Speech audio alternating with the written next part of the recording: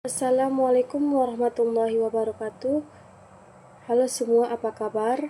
Di video kali ini saya akan menjelaskan tentang digital parenting. Marilah simak sampai habis video ini. Materi poin pertama yaitu penjadwalan, poin kedua penggunaan, poin ketiga pengawasan teknologi digital. Latar belakang digital parenting muncul dari meningkatnya ketergantungan anak-anak pada teknologi dan dampaknya terhadap perkembangan mereka. Perkembangan internet dan perangkat pintar menciptakan lingkungan digital yang kompleks, penuh dengan peluang dan risiko. Anak-anak terpapar informasi yang melimpah, interaksi sosial, online, dan potensi bahaya seperti perundungan siber dan konten yang tidak pantas. Hal ini mendorong orang tua untuk mencari cara agar anak-anak dapat menggunakan teknologi dengan aman dan bertanggung jawab, sehingga muncullah konsep digital parenting sebagai respon terhadap kebutuhan tersebut. Digital parenting bertujuan untuk menjabatani kesenjangan antara dunia digital dan perkembangan anak, memastikan mereka dapat menikmati manfaat digital tanpa terpapar risiko yang mengancam. Penjadwalan membuat keseimbangan antara penggunaan teknologi digital dengan aktivitas lainnya dalam kehidupan anak merupakan hal yang krusial. Penjadwalan bukan sekedar membatasi waktu penggunaan gadget, tetapi juga tentang menetapkan waktu khusus untuk aktivitas lain yang penting bagi perkembangan anak secara holistik, seperti belajar, bermain di luar ruangan, bersosialisasi, dan beristirahat. Tujuannya adalah untuk memastikan bahwa teknologi digital menjadi alat yang mendukung, bukan menguasai, kehidupan anak. Penjadwalan yang efektif membutuhkan komunikasi terbuka antara orang tua dan anak, fleksibilitas untuk menyesuaikan jadwal sesuai kebutuhan, dan konsistensi dalam penerapannya. Manfaat penjadwalan digital parenting. Poin yang pertama, mencegah kecanduan, yaitu membatasi waktu layar, membantu anak-anak menghindari kecanduan gadget dan menjaga keseimbangan antara dunia digital dan nyata. Poin yang kedua, meningkatkan kualitas tidur, yaitu mengatur waktu penggunaan gadget sebelum tidur dapat meningkatkan kualitas tidur anak-anak. Poin yang ketiga, meningkatkan fokus dan konsentrasi, yaitu menjadwalkan waktu penggunaan gadget dapat membantu anak-anak fokus pada tugas-tugas penting seperti belajar atau bermain. Poin yang keempat, membangun kebiasaan sehat. Penjadwalan digital parenting membantu anak-anak membangun kebiasaan sehat dalam menggunakan teknologi. Tips menjalankan penjadwalan digital parenting. Sukses dalam penjadwalan digital parenting membutuhkan komitmen dan konsistensi. Mulailah dengan menetapkan batasan waktu penggunaan gawai yang realistis untuk anak dan diri sendiri. Buat jadwal penggunaan gawai bersama anak. Jelaskan alasannya dan libatkan mereka dalam proses pembuatan jadwal. Pilih aplikasi dan situs web yang aman dan sesuai usia.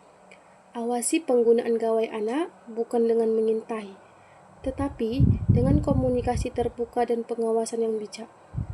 Berikan konsekuensi yang konsisten jika jadwal dilanggar, dan tetapkan fleksibel untuk menyesuaikan jadwal sesuai kebutuhan. Ingat, tujuan adalah untuk menyeimbangkan penggunaan teknologi dengan aktivitas lain yang penting bagi perkembangan anak. Penggunaan digital parenting yang efektif merupakan proses yang dinamis dan berkelanjutan, yang membutuhkan adaptasi dan komunikasi yang konsisten antara orang tua dan anak. Fokusnya bukan pada pembatasan semata, melainkan pada pemberdayaan anak untuk menjadi pengguna teknologi yang bertanggung jawab. cerdas, dan aman. Suksesnya digital parenting bergantung pada kemampuan orang tua untuk menjadi pembimbing, bukan hanya pengontrol, serta menciptakan keseimbangan antara dunia digital dan dunia nyata dalam kehidupan anak. Memantau aktivitas anak, yaitu aplikasi parental control, memungkinkan orang tua untuk memantau aktivitas anak-anak di internet, seperti situs web yang dikunjungi, aplikasi yang digunakan, dan waktu penggunaan gadget. Mendidik anak, yaitu platform edukasi online dan aplikasi pembelajaran dapat membantu anak-anak belajar dengan cara yang interaktif dan menyenangkan. Membangun komunikasi, yaitu aplikasi pesan instan dan video call memungkinkan orang tua untuk tetap terhubung dengan anak-anak bahkan saat mereka berada jauh. Memfasilitasi interaksi sosial, media sosial dan platform online lainnya dapat membantu anak-anak membangun hubungan dengan teman dan keluarga. Mengembangkan keterampilan, aplikasi dan platform digital dapat membantu anak-anak mengembangkan keterampilan penting seperti coding, desain grafis, dan musik. Pentingnya penggunaan teknologi yang bijak. Pentingnya teknologi yang bijak terletak pada kemampuannya untuk meningkatkan kehidupan kita tanpa terjerat dalam dampak negatifnya. Di era digital, teknologi menawarkan peluang luar biasa, namun juga potensi bahaya seperti kecanduan, informasi yang salah, dan perundungan siber. Penggunaan teknologi yang bijak memungkinkan kita untuk memanfaatkan potensi positifnya, seperti akses informasi, konektivitas, dan inovasi, sambil meminimalkan risiko. Ini membutuhkan kesadaran diri, manajemen waktu, dan kemampuan berpikir kritis untuk mengevaluasi informasi dan berinteraksi secara bertanggung jawab di dunia digital. Pengawasan teknologi digital. Pengawasan teknologi digital penting untuk melindungi individu dan organisasi dari ancaman siber, memastikan penggunaan teknologi yang bertanggung jawab, dan menjaga privasi data. Ini melibatkan pemantauan aktivitas online, deteksi ancaman, dan penerapan kebijakan keamanan. Namun, pengawasan harus seimbang dengan hak privasi dan kebebasan individu, sehingga diperlukan transparansi dan akuntabilitas dalam implementasinya. Tujuannya adalah untuk menciptakan lingkungan digital yang aman dan produktif, bukan untuk membatasi kebebasan. Keamanan siber, yaitu melindungi sistem dan data dari serangan siber seperti peretasan, malware, dan pencurian data. Privasi data, yaitu menjamin privasi penggunaan dan melindungi data pribadi dari akses yang tidak sah. Konten negatif, yaitu memfilter konten yang tidak pantas seperti pornografi, kekerasan, dan ujaran kebencian. Etika digital, yaitu mempromosikan penggunaan digital yang bertanggung jawab dan etis. Contoh pengawasan teknologi digital. Aplikasi parental control, yaitu membatasi akses anak-anak ke konten yang tidak pantas dan memantau aktivitas online mereka. Sistem keamanan jaringan, yaitu mencegah akses yang tidak sah ke jaringan komputer dan melindungi data dari serangan siber. Regulasi data pribadi, yaitu Undang-Undang Perlindungan Data Pribadi atau PDP yang mengatur pengumpulan, penggunaan, dan pengungkapan data pribadi. Platform pelaporan konten negatif, yaitu memungkinkan pengguna untuk melaporkan konten yang melanggar aturan platform. Pentingnya pengawasan teknologi digital, mencegah akses konten negatif, yaitu melindungi anak-anak dari konten yang tidak pantas seperti pornografi, kekerasan, dan ujaran kebencian. Meningkatkan keamanan online, yaitu mencegah anak-anak menjadi korban kejahatan siber seperti peretasan, penipuan, dan pelecehan online. Membangun kebiasaan sehat, yaitu membantu anak-anak mengembangkan kebiasaan sehat dalam menggunakan teknologi seperti mengatur waktu layar dan menghindari kecanduan. Meningkatkan komunikasi, yaitu membangun komunikasi yang terbuka dan saling percaya antara orang tua dan anak-anak tentang penggunaan teknologi. Aspek regulasi. Regulasi digital bertujuan untuk menciptakan lingkungan digital yang aman, adil, dan bertanggung jawab. Ini mencakup aturan tentang penggunaan data pribadi, hak cipta, keamanan siber, dan etika online. Regulasi yang efektif dapat membantu mencegah penyalahgunaan teknologi, melindungi privasi, dan mendorong inovasi yang bertanggung jawab. Aspek perlindungan. Aspek perlindungan mencakup berbagai upaya untuk menjaga keamanan data, privasi, dan hak-hak digital. Ini termasuk langkah-langkah teknis seperti enkripsi data, firewall, dan sistem deteksi ancaman. Selain itu, penting juga untuk membangun kesadaran digital, edukasi tentang keamanan online, dan mekanisme pelaporan pelanggaran. Fungsi-fungsi pengawasan teknologi digital. 1. Keamanan dan perlindungan.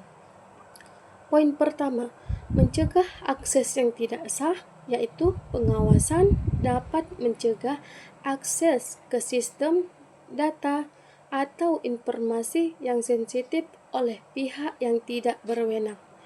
Ini termasuk perlindungan terhadap peretas malware dan ancaman siber lainnya. 2. Pemantauan dan pengadilan. Poin kedua, memantau aktivitas pengguna. Pengawasan dapat melacak aktivitas pengguna untuk tujuan analisis atau penegakan kebijakan. Namun, hal ini harus dilakukan secara etis dan transparan dengan memperhatikan privasi pengguna. Bagaimana mencegah kecanduan gadget pada anak? 1. Batasi waktu layar dan tetapkan aturan jelas. Poin pertama, tentukan waktu penggunaan gadget, yaitu tetapkan batasan waktu penggunaan gadget yang jelas dan konsisten, baik untuk hari kerja maupun akhir pekan. Poin kedua, buat jadwal penggunaan, yaitu buat jadwal penggunaan gadget yang seimbang dengan memasukkan kegiatan lain seperti bermain di luar ruangan, membaca buku, atau berinteraksi dengan keluarga. Poin ketiga, berikan contoh yang baik, yaitu orang tua harus menjadi contoh yang baik dengan membatasi penggunaan gadget mereka sendiri di hadapan anak. 2. Ciptakan lingkungan yang menarik dan menyeimbangkan, yaitu dorong kegiatan fisik dan sosial. Berikan anak kesempatan untuk bermain di luar ruangan, berolahraga, dan berinteraksi dengan teman sebaya. Sediakan mainan dan kegiatan alternatif. Sediakan mainan edukatif, buku, dan kegiatan kreatif yang menarik minat anak. Libatkan anak dalam kegiatan keluarga. Libatkan anak dalam kegiatan keluarga yang tidak melibatkan gadget, seperti memasak bersama, bermain game papan, atau menonton film bersama.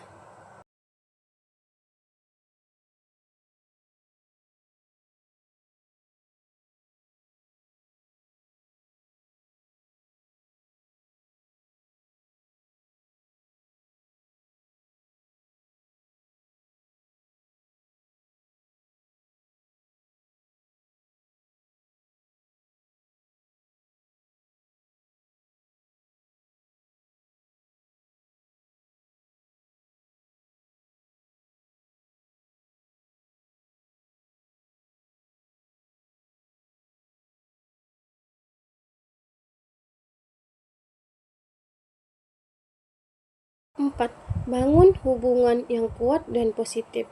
Luangkan waktu berkualitas, yaitu luangkan waktu berkualitas dengan anak tanpa gangguan gadget, seperti membaca cerita bersama, bermain game bersama, atau sekedar berbincang. Tunjukkan kasih sayang dan perhatian, yaitu berikan anak rasa aman dan dicintai, sehingga mereka tidak mencari pelarian dalam gadget.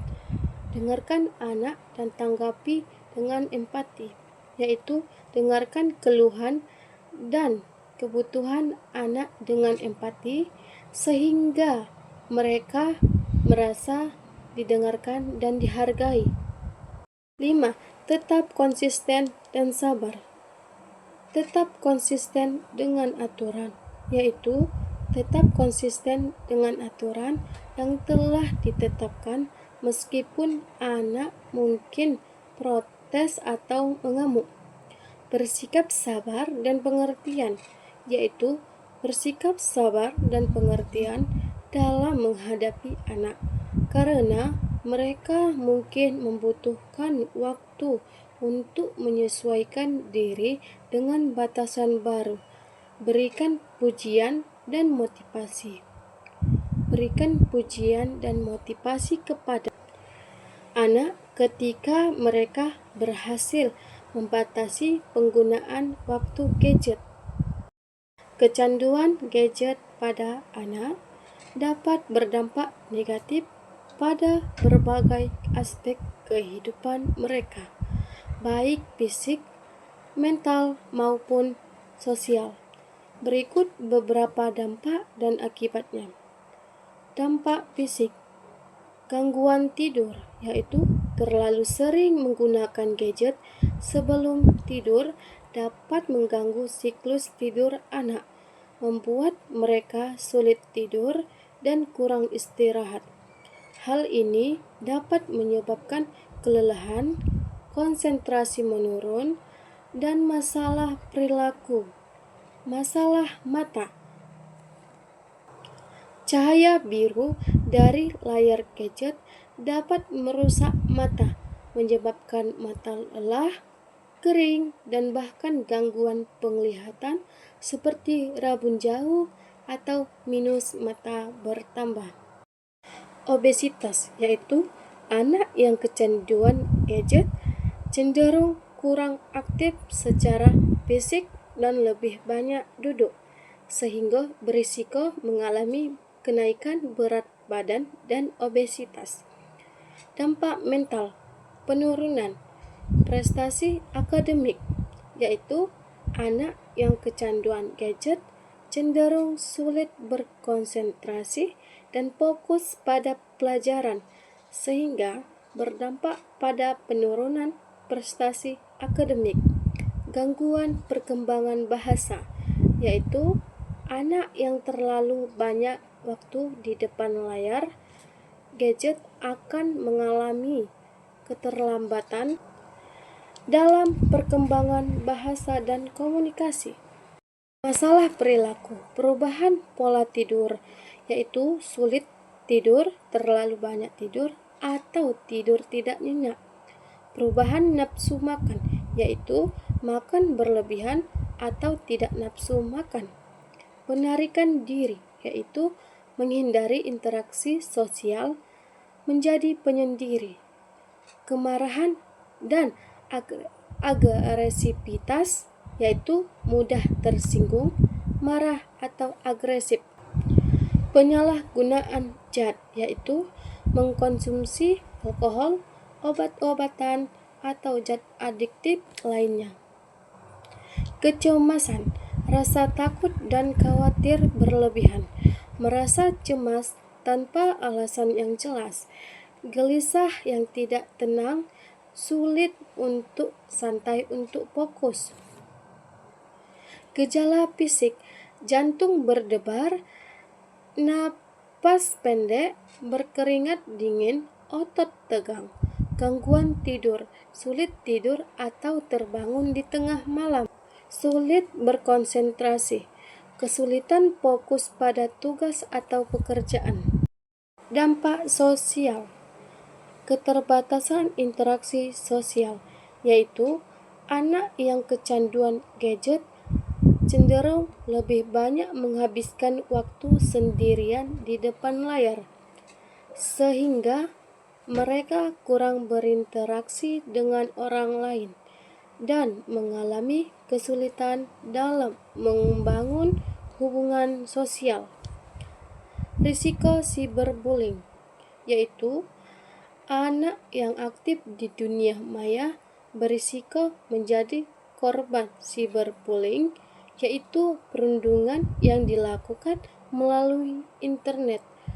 Hal ini dapat berdampak negatif pada kesehatan mental dan kesejahteraan anak. Isolasi sosial, yaitu anak yang kecanduan gadget cenderung menghabiskan lebih banyak waktu sendiri dan mengurangi interaksi tatap muka dengan teman sebaya dan keluarga. Ini dapat menyebabkan kesulitan dalam membangun dan memelihara hubungan sosial yang sehat. Mereka mungkin kesulitan memahami bahasa tubuh dan nuansa interaksi sosial yang penting. Kesulitan beradaptasi di lingkungan sosial, yaitu anak yang menghabiskan sebagian besar waktunya di dunia maya mungkin kesulitan beradaptasi di lingkungan sosial nyata. Mereka mungkin merasa canggung, tidak percaya diri, atau sulit berinteraksi dalam situasi sosial yang membutuhkan interaksi langsung.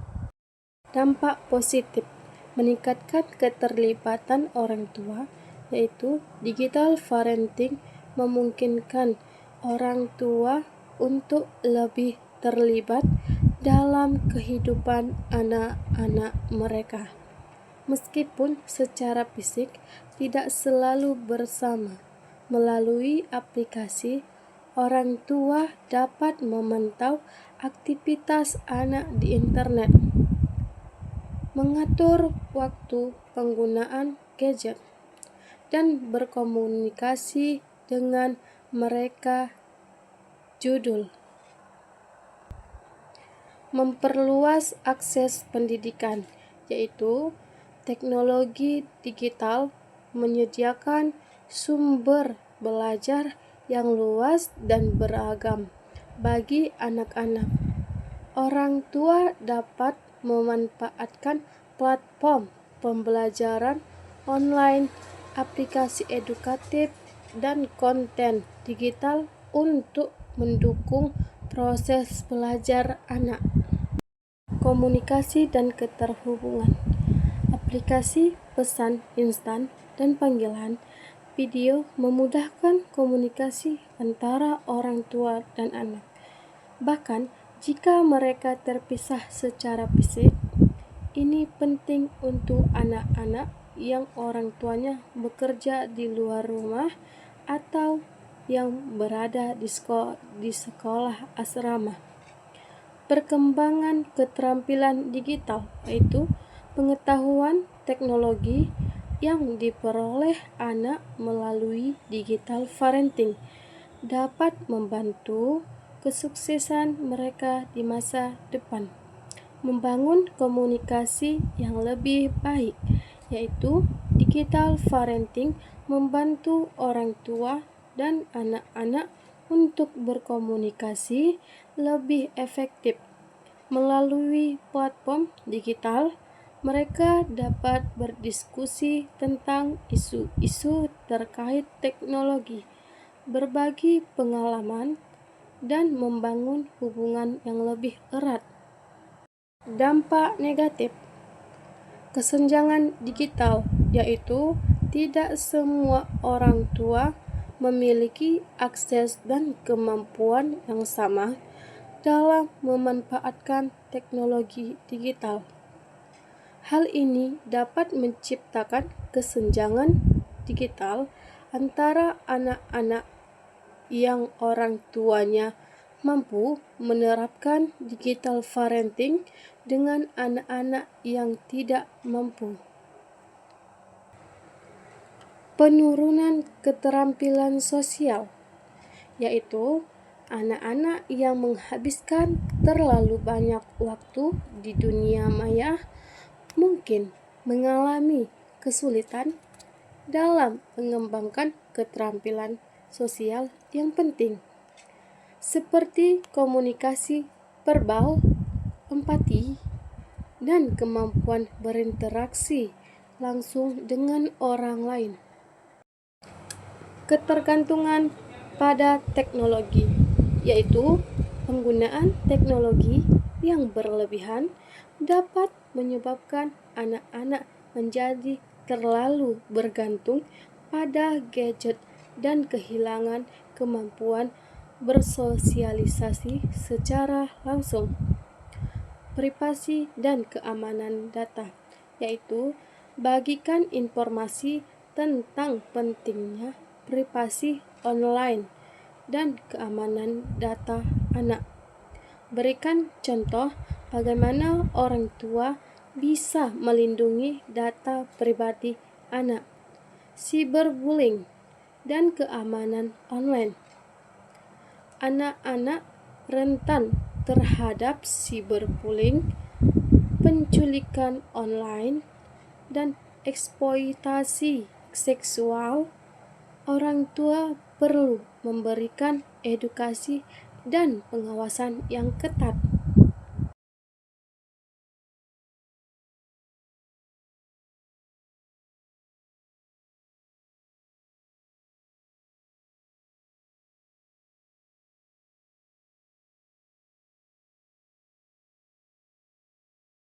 Tawarkan poin-poin utama, yaitu menekankan pentingnya keseimbangan antara manfaat dan kerugian digital parenting.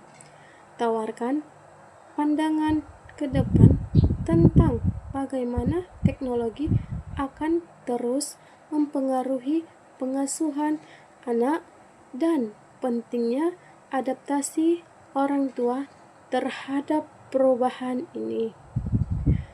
Tekankan pentingnya pendekatan yang holistik dan berpusat pada anak dalam kegiatan digital parenting.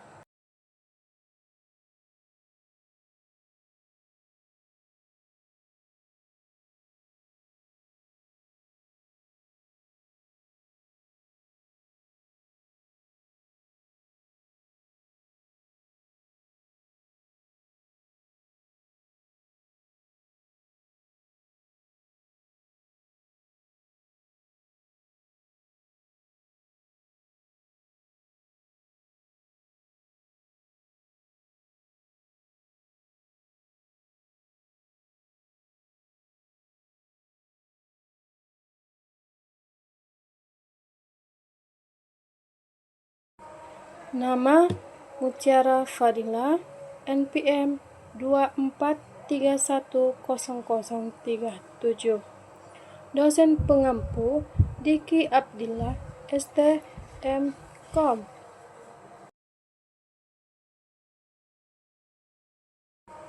Nama Mutiara Fadila, NPM 24310037. Dosen pengampu Diki Abdillah, STM Kom.